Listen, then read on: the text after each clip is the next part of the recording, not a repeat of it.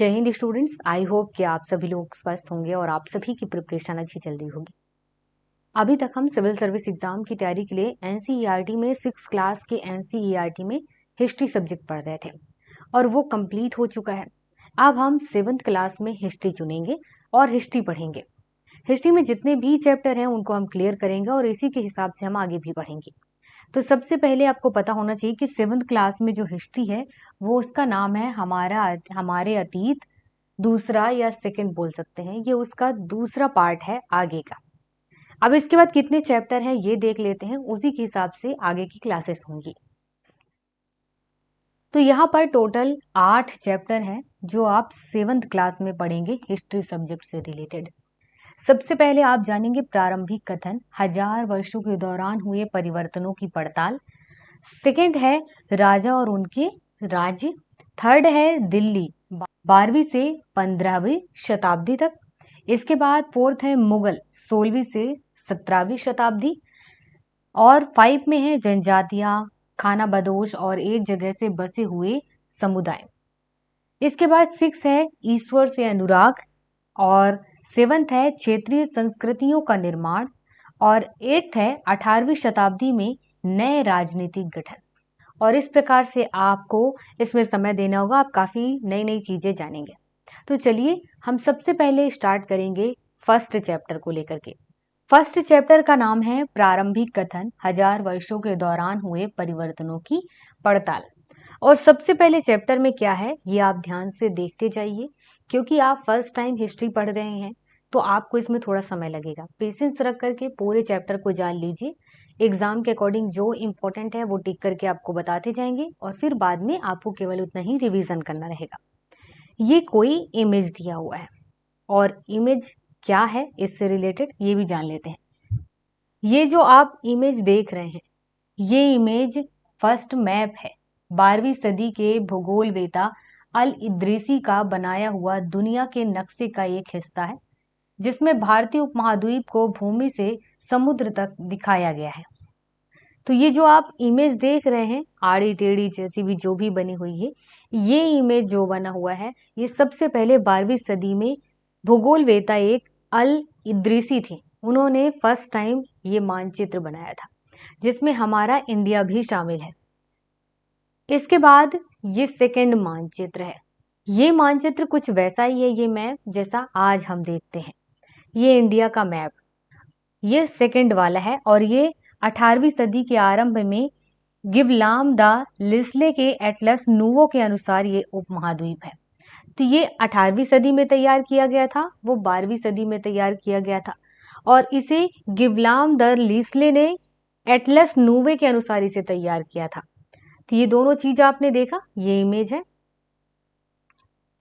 अब इसके बाद यहाँ पर क्या लिखा हुआ है, मानचित्र फर्स्ट और सेकंड पर नजर डालिए। मानचित्र 1 पर अरब भूगोलवेता अल इद्रीसी ने 1154 में बनाया था। इसको अल इद्रीसी ने 1154 में बनाया। यहाँ जो नक्शा दिया गया है वह उसके द्वारा बनाए गए दुनिया के बड़े मानचित्र का एक हिस्सा है और भारतीय उपमहाद्वीप को दर्शाता है। मानचित्र 2 एक फ्रांसीसी मानचित्रकार ने 1720 में बनाया था। दोनों नक्शे एक ही इलाके के हैं मगर उनमें काफी अंतर है। अल इद्रीसी के नक्शे में दक्षिण भारत उस जगह है जहां हम आज उत्तर भारत ढूंढेंगे और श्रीलंका का द्वीप ऊपर की तरफ है। जगहों के नाम अरबी में दिए गए हैं और उनमें कुछ जाने पहचाने नाम भी हैं, जैसे कि उत्तर प्रदेश। तो वैसे तो एग्जाम में मानचित्र देकर आपसे नहीं पूछेगा, आप केवल अपनी जानकारी के लिए यहाँ पर देख लें और थोड़ा सा याद रखिएगा कि ये वाला जो मानचित्र है वो किसने बनाया, कब बनाया, और जो नीचे हमने देखा वो मानचित्र किसने बनाया। बट एग्जाम में डायरेक्ट नहीं पूछेगा जो लोग सिविल सर्विस एग्जाम की या पीसीएस एग्जाम की तैयारी कर रहे हैं। अब इसके बाद मानचित्र 2 पहले मानचित्र के बनने के लगभग 600 वर्ष बाद बनाया गया। इस काल अवधि में उपमहाद्वीप के बारे में सूचनाएं काफी बदल गई थी। यह नक्शा हमें ज्यादा परिचित लगेगा। उसमें विशेषकर तटीय इलाकों के बारीक ब्यौरे देखकर आश्चर्य होता है। यूरोप के नाविक तथा व्यापारी अपनी समुद्र यात्रा के लिए इस नक्शे का इस्तेमाल किया करते थे। तो यहाँ पर आपने केवल चैप्टर को जाना, इस इमेज के बारे में, मैप के बारे में जाना, और आगे इसके बारे में अभी वही इंफॉर्मेशन नहीं है जो आपके एग्जाम के हिसाब से इम्पोर्टेंट। इतनी ही महत्वपूर्ण एक और यह बात यह है कि दूसरे युग तक मानचित्र अंकन का विज्ञान भी बहुत बदल गया था। इतिहासकार जब बीते युगों के दस्तावेजों, नक्शों और लेखों का अध्ययन करते हैं तो उनके लिए उन सूचनाओं के संदर्भों का, उनकी भिन्न भिन्न ऐतिहासिक पृष्ठभूमियों का ध्यान रखना जरूरी होता है। तो यहाँ पर एक इतिहासकार को किन किन चीजों को ध्यान रखना होता है, केवल इतनी बातें हैं जो आपको नॉर्मली पता होना चाहिए। जैसे कि 18वीं सदी में या 18वीं सदी के इंफॉर्मेशन के बारे में जब पढ़ रहे हैं तो 18वीं सदी के हिसाब से पढ़ेंगे कि उस टाइम पर क्या चीजें अवेलेबल थी, क्या क्या चीजें बदल चुकी थी। अगर 12वीं सदी के बारे में देख रहे हैं तो 12वीं सदी के हिसाब से पढ़ेंगे कि उस टाइम क्या थिंकिंग थी, उस टाइम क्या चीजें उपलब्ध थी और उस टाइम क्या विचार रखते थे। उन्हीं सारी चीजों को देखते हुए इतिहासकार उस समय की चीजें पढ़ते हैं और उस बारे में समझते हैं। केवल इतनी ही चीजें यहाँ पे लिखी हुई हैं, आपके एग्जाम के लिए अभी जरूरी चीजें नहीं है। इसके बाद नई और पुरानी शब्दावलियां। अगर समय के साथ साथ सूचनाओं के संदर्भ बदलते हैं तो भाषा और अर्थों के साथ क्या होता है। ऐतिहासिक अभिलेख कई तरह की भाषाओं में मिलते हैं और ये भाषाएं भी समय के साथ साथ बहुत बदली हैं। उदाहरण के लिए मध्ययुग की फारसी आधुनिक फारसी भाषा से भिन्न है। यह भिन्नता सिर्फ व्याकरण और शब्द भंडार में ही नहीं आई, समय के साथ शब्दों के अर्थ भी बदल जाते हैं। यहाँ पर कही गई है कि जैसे जैसे समय बदलते जाता है वैसे वैसे व्याकरण में जो शब्द यूज होते हैं, वाक्य यूज होते हैं, हम जो यूज करते हैं, जो पहले लिखी गई किताबें थी, अभिलेख लिखे गए थे और अब जो लिखी गई हैं, उन दोनों में काफी अंतर आ चुका है, काफी मतलब बदल गया है। उदाहरण के लिए हिंदुस्तान शब्द ही लीजिए, आज हम इसे आधुनिक राष्ट्र, राज्य, भारत के अर्थ में लेते हैं।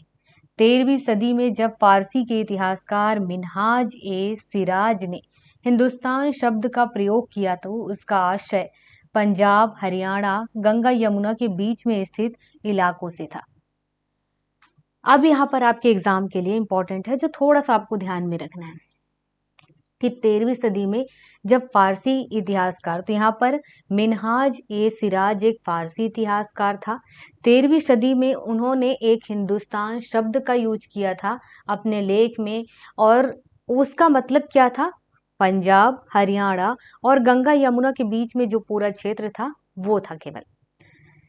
तो ये आपके एग्जाम के लिए इंपॉर्टेंट है, ये आप टिक कर लेना अपनी किताब में।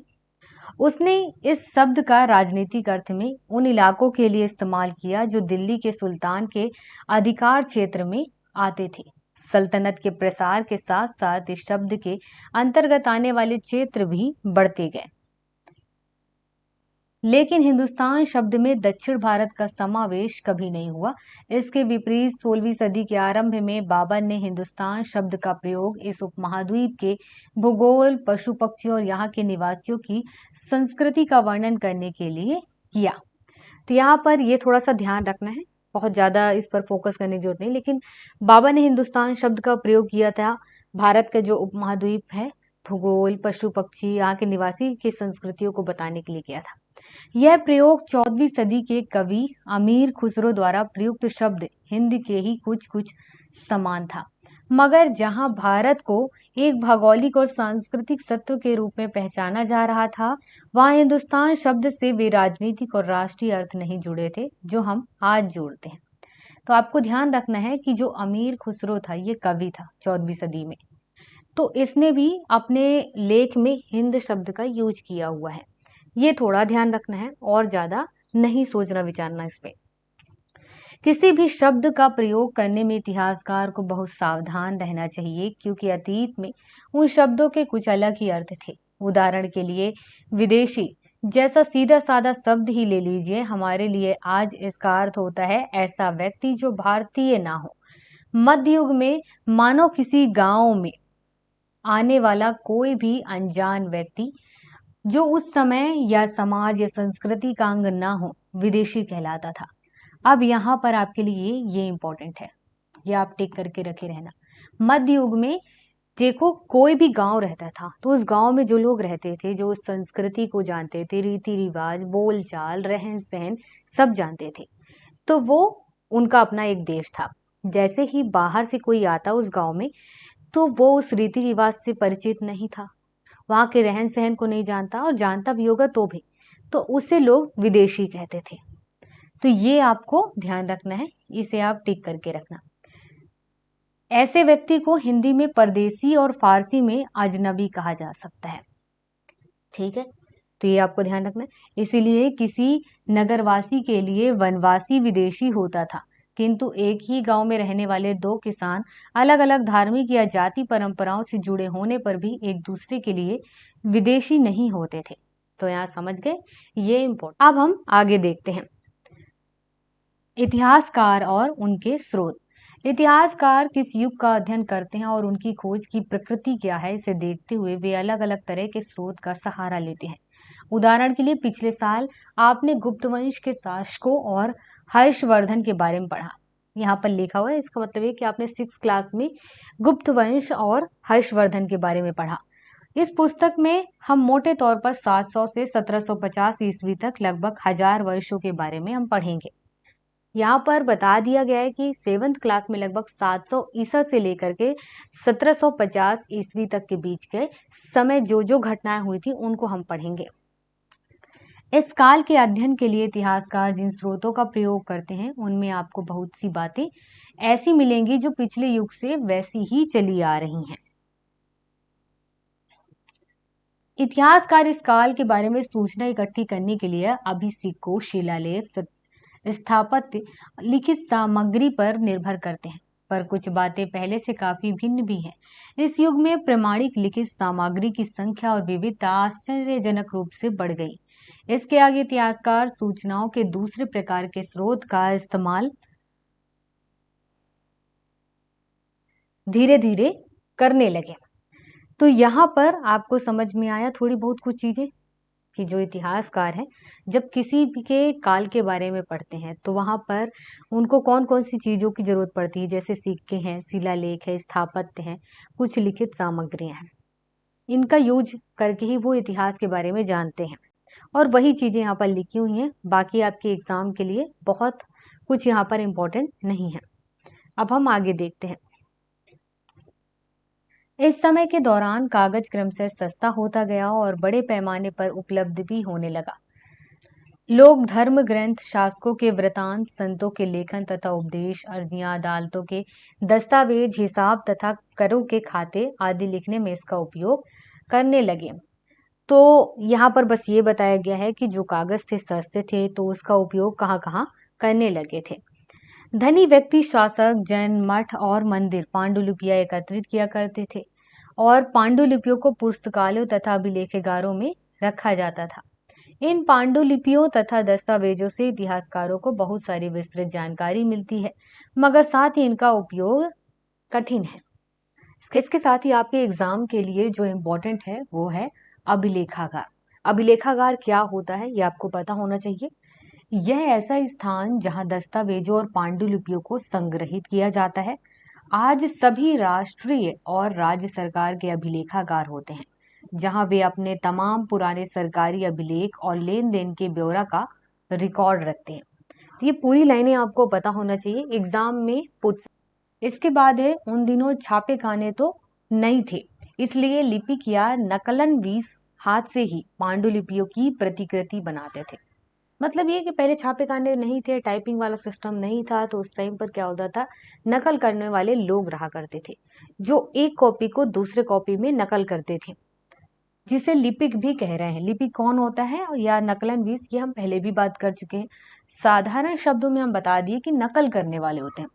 अगर आपने कभी किसी मित्र के गृह कार्य की नकल उतारी है तो आप जानते होंगे कि यह काम आसान नहीं है। कभी कभी आपको अपने मित्र की लिखावट समझ में नहीं आती होगी और आपको मजबूर होकर अंदाज ही लगाना पड़ता होगा कि क्या लिखा गया है। फलस्वरूप आपके लिखे में मित्र के लिखे हुए से कुछ छोटे मोटे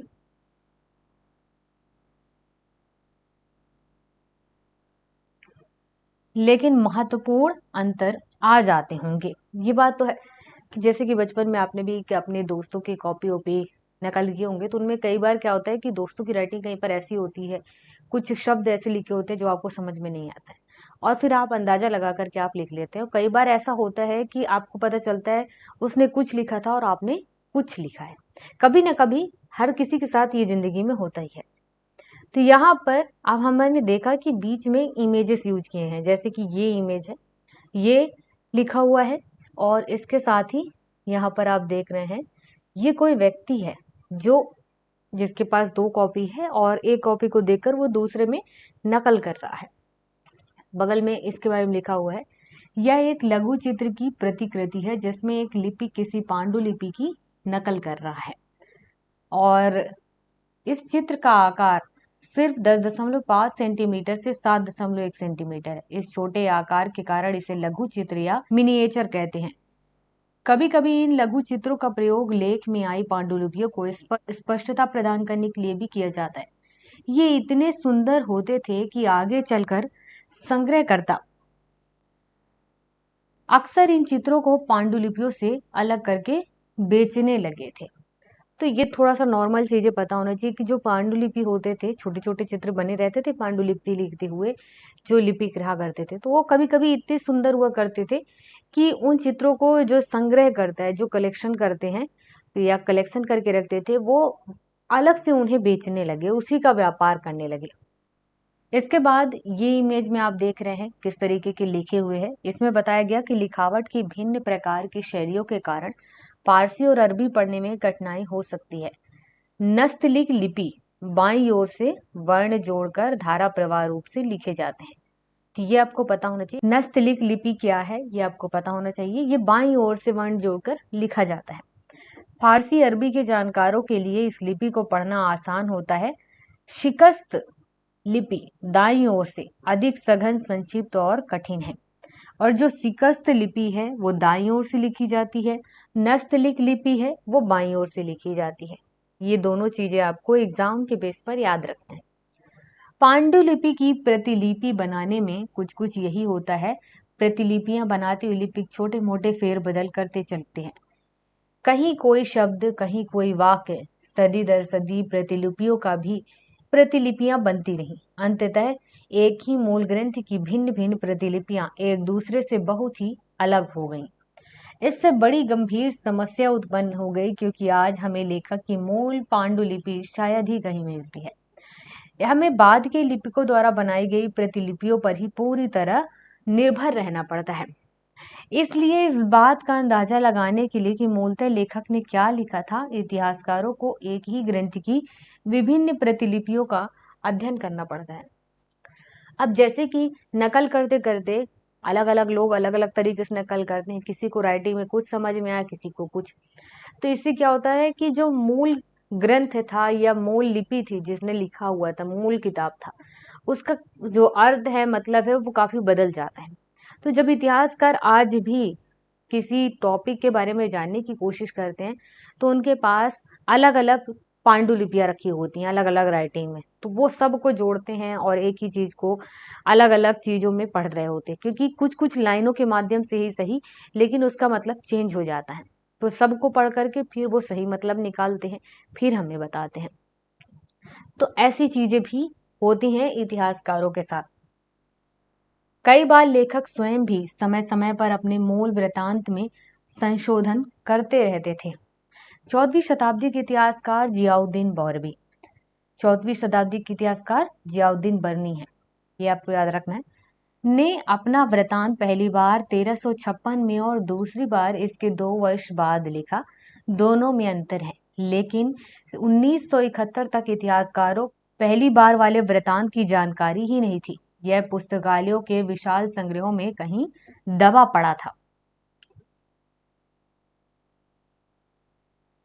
तो यहाँ पर आपको याद रखना है, 14वीं शताब्दी के इतिहासकार जियाउद्दीन बर्नी थे। उन्होंने पहली बार जो अपनी वृत्तांत लिखी वो 1356 में लिखी, और दूसरी बार जस्ट 2 साल बाद, तो आप मान के चलो लगभग 1556 के आसपास लिखी थी। दोनों में अंतर इतना है कि 1971 तक इतिहासकारों को पहले वाले जो वृत्तांत रहे हैं उसकी जानकारी नहीं थी, बाद में वो उन्हें मिली है। तो एग्जाम के लिए ये इंपॉर्टेंट है, ये इसे टिक कर लें। नए सामाजिक और राजनीतिक समूह, ये टॉपिक है। सन 700 से 1750 के बीच के 1000 वर्षों का अध्ययन इतिहासकारों के आगे भारी चुनौती रखता है। मुख्य रूप से इसलिए कि इस पूरे काल में बड़े पैमाने पर और अनेक तरह के परिवर्तन हुए। इस काल में अलग अलग समय पर नई प्रौद्योगिकी के दर्शन होते हैं, जैसे सिंचाई में रहट, कताई में चरखे। सिंचाई के लिए रहट यूज किया करता था और कताई में चरखे किया जाता था। युद्ध में आग्नेयास्त्रों, जिसमें बारूद वाले हथियार शामिल थे। इस उपमहाद्वीप में नई तरह का खान पान भी आया, आलू, मक्का, मिर्च, चाय और कॉफी। ध्यान रहे कि ये तमाम परिवर्तन, नई प्रौद्योगिकियां और फसलें उन लोगों के साथ आए जो नए विचार भी लेकर के साथ में आए थे। परिणाम स्वरूप यह काल आर्थिक, राजनीतिक, सामाजिक, सांस्कृतिक परिवर्तन का भी काल रहा है। तो यहाँ पर भी ज्यादा इम्पोर्टेंट कुछ नहीं है, बस ये ध्यान रखिए सिंचाई में रहट यूज किया जाता था और कताई में चरखे। कई बार एग्जाम में पूछ लेता है। इस युग में लोगों की गतिशीलता, एक स्थान से दूसरे स्थान पर आना जाना भी बहुत बढ़ गया था। अवसर की तलाश में लोगों के झुंड दूर दूर की यात्राएं करने लगे थे। इस उपमहाद्वीप में अपार संपदा और अपने भाग्य गढ़ने के लिए अपार संभावनाएं मौजूद थी। और इस काल में जिन समुदायों का महत्व बढ़ा, उनमें से एक समुदाय था राजपूत, जिसका नाम राजपुत्र या राजा का पुत्र से निकला है। 8वीं से 14वीं सदी के बीच यह नाम आमतौर पर योद्धाओं के उस समूह के लिए प्रयुक्त होता था जो क्षत्रिय वर्ण के होने का दावा करते थे। राजपूत शब्द के अंतर्गत केवल राजा और सामंत वर्ग ही नहीं, बल्कि वे सेनापति और सैनिक भी आते थे जो पूरे उपमहाद्वीप में अलग अलग शासकों की सेनाओं में सेवारत थे। तो उस टाइम पर राजा के पुत्र और उसके अलावा उसमें सेना और सेनापति में जो लोग शामिल थे वो भी राजपूत में आते थे। कवि और चारण राजपूत की आचार संहिता प्रबल पराक्रम और स्वामी भक्ति का गुणगान करते थे। जो कवि और चारण थे वो राजपूतों की आचार संहिता में प्रबल पराक्रम और स्वामी भक्ति की गान किया करते थे। इस युग में राजनीतिक दृष्टि से महत्व हासिल करने के अवसरों का लाभ मराठा, सिख, जाट, अहोम और कायस्थ, ये मुख्य रूप जो कायस्थ है ये लिपिक और मुंशियों का कार्य करने वाली जाति थी। जो कायस्थ जाति थी ये आपको याद रखना है, आदि समूहों ने भी उठाया। तो यहाँ पर क्या है कि जो राजनीतिक दृष्टि से महत्व है इस युग में, उन लोगों ने भी इसका फायदा उठाया जो मराठे थे, सिख थे, जाट थे, अहोम थे और कायस्थ थे। तो इसमें से ये याद रखना है कि कायस्थ कौन है, वो जाति या लिपिक है जो मुंशियों का कार्य करते थे, लिपिक का काम करते थे। इस पूरे काल के दौरान क्रम से जंगलों की कटाई हो रही थी और खेती का इलाका बढ़ता जा रहा था। कुछ क्षेत्रों में यह परिवर्तन अन्य क्षेत्रों की अपेक्षा अधिक तेजी से और पूरे तौर पर हुआ। पर्यावास में परिवर्तन के कारण कई वनवासियों को मजबूर होकर अपना स्थान छोड़ना पड़ा। कुछ और वनवासी जमीन की जुताई करने लगे और कृषक बन गए। तो यहाँ पर ये भी बताया गया कि समय के साथ साथ जैसे चीजों में परिवर्तन हुआ, प्रौद्योगिकियां आई, वैसे वैसे वनों की कटाई होते चली गई। वनों का प्रयोग इस प्रकार से बढ़ा कि लोग एक जगह से फिर दूसरी जगह जाने के लिए मजबूर हो गए। इस तरीके से पर्यावरण में परिवर्तन हुआ। जैसे आज ही देख लो 50 डिग्री के आसपास अभी तापमान है जो बढ़ चुका है और हर कोई बस यही कह रहा है कि इतनी गर्मी कई सालों के बाद पड़ी हुई है। और ये सब कुछ क्यों हो रहा है ये हमें अच्छे से पता है। हमने पर्यावरण को जिस तरीके से नुकसान पहुंचाया आज तक, उसी का परिणाम है कि गर्मी इतनी तेजी से है। और केवल मनुष्य ही नहीं, जीव जंतु और बाकी सभी लोग इस बदले पर्यावरण का नुकसान झेल रहे हैं, जबकि गलती इंसानों ने की है, झेल सारे जीव रहे हैं। कृषकों के ये नए समूह क्षेत्रीय बाजार, मुखियाओं, पुजारियों, मठों और मंदिरों से प्रभावित होने लगे। वे बड़े और जटिल समाज के अंग बन गए। उन्हें कर चुकाने पड़ते थे और स्थानीय मालिक वर्ग की बेगार करनी पड़ती थी। परिणाम स्वरूप किसानों के बीच आर्थिक और सामाजिक अंतर उभरने लगे। कुछ के पास ज्यादा उपजाऊ जमीन होती थी और कुछ लोग मवेशी भी पालते थे। यहाँ पर यह कहा गया है कि जो कृषक थे जो ज्यादातर से ईश्वर में विश्वास करने लगे, मठों और मंदिरों में ज्यादा विश्वास करने लगे पुजारियों से, तो वो लोग उन लोगों को फिर कर चुकाना पड़ने लगा। कर के साथ साथ क्या हो गया कि जो मालिक वर्ग रहा करता था, उन लोगों की उनको बेगार करनी पड़ गई। तो ऐसी स्थिति आ गई और समाज में किसान और बाकी लोगों के बीच काफी अंतर आ गया, आर्थिक रूप में भी और सामाजिक रूप में भी। कुछ लोग खेती से खाली समय में दस्तकारी आदि का कुछ काम कर लेते थे। जैसे जैसे समाज में अंतर बढ़ने लगा, लोग जातियों और उपजातियों में बांटे जाने लगे और उनकी पृष्ठभूमि और व्यवसाय के आधार पर उन्हें समाज में ऊंचा या नीचा दर्जा दिए जाने लगा। ये दर्जे स्थायी नहीं थे। किसी जाति विशेष के सदस्य के हाथों में कितनी सत्ता, प्रभाव और संसाधनों का नियंत्रण है, इसके आधार पर उसके दर्जे बदलते रहते थे। एक ही जाति का किसी क्षेत्र में कोई दर्जा हो सकता था और किसी अन्य क्षेत्र में कोई। अपने सदस्यों के व्यवहार का नियंत्रण करने के लिए जातियां स्वयं अपने नियम बनाती थी। इन नियमों का पालन जाति के बड़े बुजुर्गों की एक सभा करवाती थी, जिसे कुछ इलाकों में जाति पंचायत कहा जाता था। तो ये इम्पोर्टेंट है। जाति पंचायत क्या है? तो जातियों की अपनी एक सभा होती थी जिसमें बड़े बुजुर्ग नियम बनाते थे और वही पालन करवाते थे। तो ये जाति पंचायत होती थी। लेकिन जातियों को अपने निवास के गांव के रिवाजों का पालन भी करना पड़ता था। इसके अलावा कई गांवों पर मुखियाओं का शासन होता था। मिल मिलाकर वे किसी राज्य की एक छोटी इकाई भर होती थी। जाति पंचायत क्या है, ये आपको पता होना चाहिए, एग्जाम में पूछ सकते हैं। इसके बाद क्षेत्र और साम्राज्य है ये टॉपिक, जिसमें चोल या मुगल जैसे बड़े बड़े राज्यों के अंतर्गत कई सारे क्षेत्र आ जाते थे। दिल्ली के सुल्तान गियासुद्दीन बलबन, जो 1266 से 1287 तक रहा है, इसकी प्रशंसा में एक संस्कृत प्रशस्ति में उसे एक विशाल साम्राज्य का शासक बताया गया है, जो पूर्व में बंगाल गौड़ से लेकर पश्चिम में अफगानिस्तान के गजनी तक फैला हुआ था और जिसमें संपूर्ण दक्षिण भारत भी आ जाता था। गौड़, आंध्र, केरल, कर्नाटक, महाराष्ट्र, गुजरात आदि भिन्न भिन्न क्षेत्र के लोग उसकी सेना के आगे पलायन कर जाते थे। इतिहासकार विजय अभियान के इन दावों अतिशयोक्तिपूर्ण मानते हैं। साथ ही वे समय यह समझने की कोशिश में भी लगे रहते हैं कि शासक लोग इस उपमहाद्वीप के भिन्न भिन्न भागों पर अपने अधिकार का उल्लेख क्यों करते रहे हैं।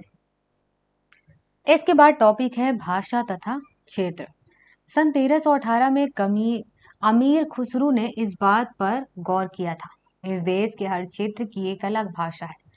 सिंधी, लाहौरी, कश्मीरी, द्वार समुद्री, जो कि दक्षिण कर्नाटक में बोली जाती थी, तेलंगानी आंध्र प्रदेश में, गुजरी गुजरात में, माओवरी तमिलनाडु में, गौड़ी बंगाल में, अवधी उत्तर प्रदेश में और हिंदवी दिल्ली के आसपास के क्षेत्र में बोली जाती थी। ये बातें 1318 में अमीर खुसरो ने ध्यान दिया था। ये याद रहे, अमीर खुसरो, ये एग्जाम के लिए इम्पोर्टेंट है। अमीर खुसरो ने आगे बतलाया कि इन भाषाओं के विपरीत एक जगह संस्कृत भी है, जो किसी विशेष क्षेत्र की भाषा नहीं है। यह एक प्राचीन भाषा है जिसे केवल ब्राह्मण जानते हैं, आम जनता नहीं। इसके बाद सन 700 तक कई क्षेत्रों के अपने अपने भौगोलिक आयाम तय हो चुके थे और उनकी अपनी भाषा और सांस्कृतिक विशेषताएं स्पष्ट हो गई थी। 700 तक बताया गया कई सारे जो क्षेत्र थे वो अपने अपने फील्ड में, या यूँ कहो कि जियोग्राफिकल रूप से वो स्पष्ट हो चुका था कि ये लोग यही हैं। उनकी अपनी लैंग्वेज थी, उनकी अपनी सांस्कृतिक चीजें या कल्चर था। ये क्षेत्र विशेष शासक राजवंशों से भी जुड़ गए थे। इन राज्यों के बीच काफी टकराहटें चलती रहती थी। कभी कभी चोल, खिलजी, तुगलक और मुगल जैसे राजवंश अनेक क्षेत्र में फैला एक विशाल साम्राज्य भी खड़ा कर लेते थे।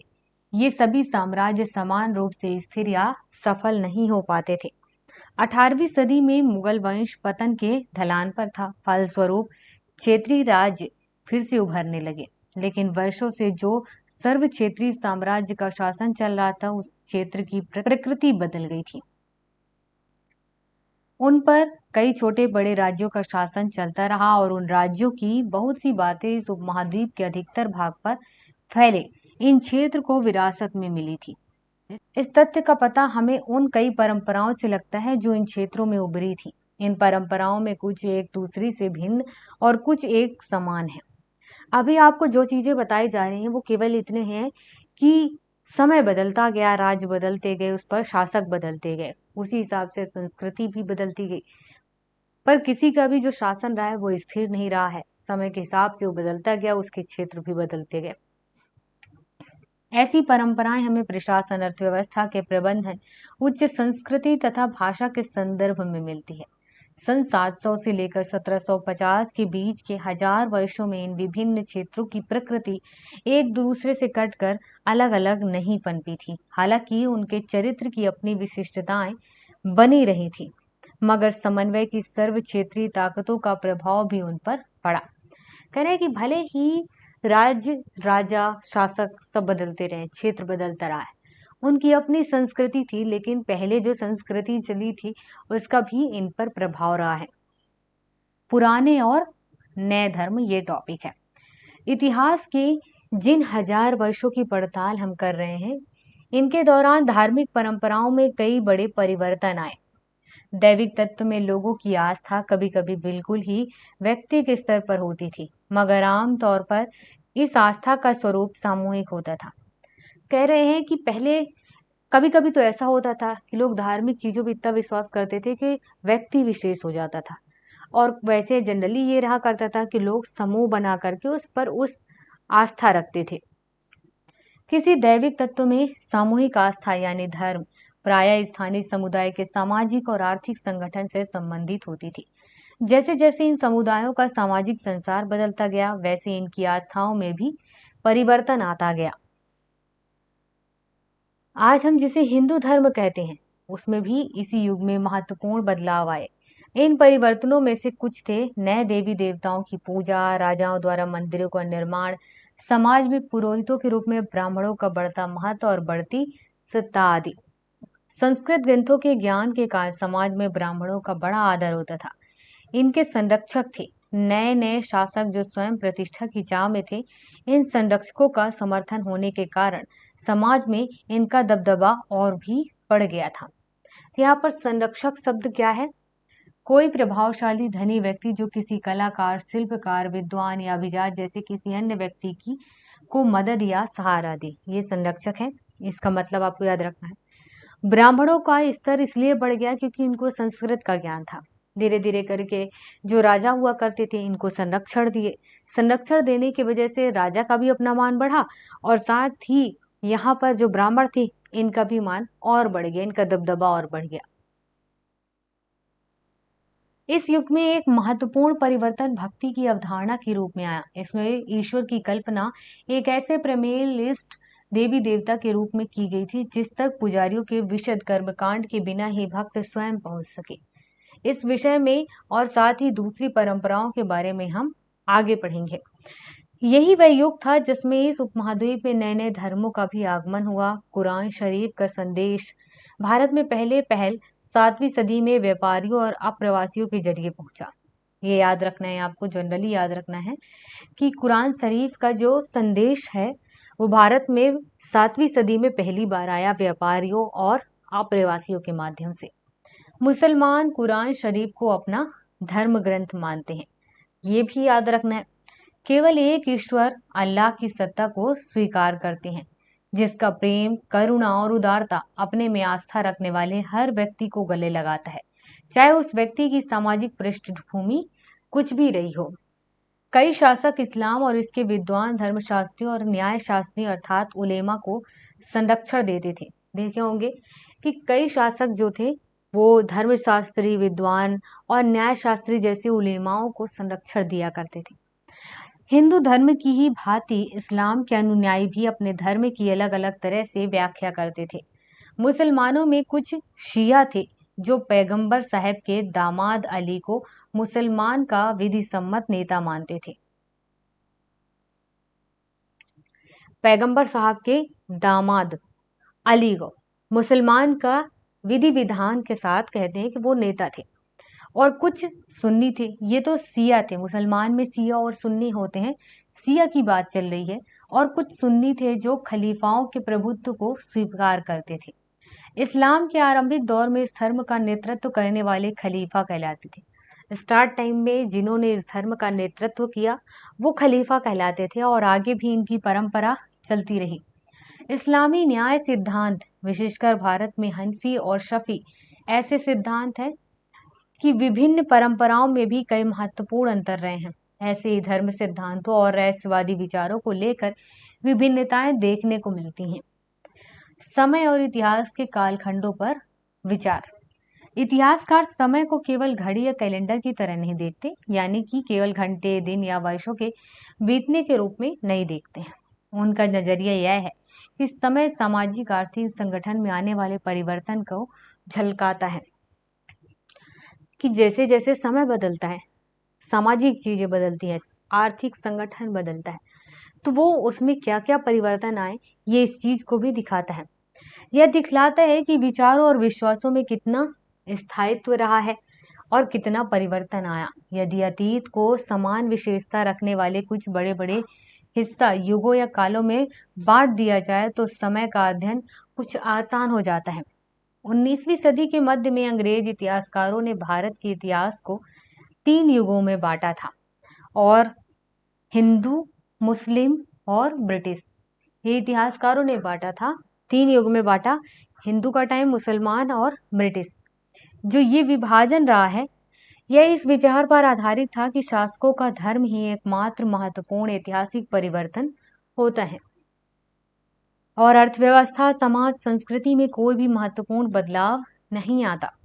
इस दृष्टिकोण में इस उपमहाद्वीप की अपार विविधता की भी उपेक्षा हो जाती थी। इस काल विभाजन को आज बहुत कम इतिहासकार ही स्वीकार करते हैं। अब इतिहास में जो ब्रिटिश थे, अंग्रेज थे, उन्होंने तो हिंदू, मुस्लिम और ब्रिटिश इस तरीके से इतिहास बनाया, 3 खंडों में बांट दिया।